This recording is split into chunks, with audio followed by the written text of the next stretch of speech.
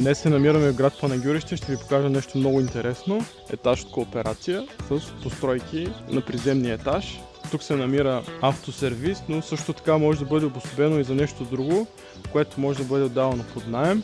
Тук за момент е офис или студио, което също може да бъде отдавано под наем. Отстрани на имота, ето тук, обособено дворна част.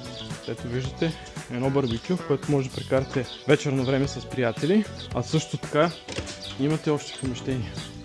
Ето тук с един ремонт може да бъде обособено кухненска част и стая, както и баня с тоалетна. В принцип има гараж, но може да бъде направен за още една допълнителна стая.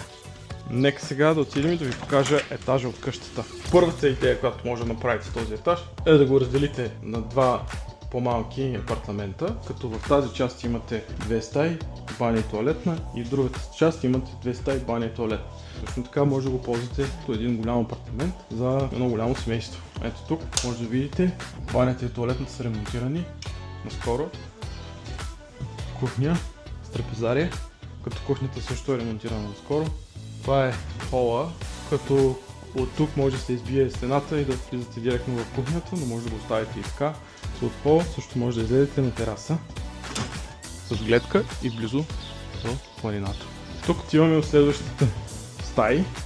Спалня 1, спалня 2 и спалня 3.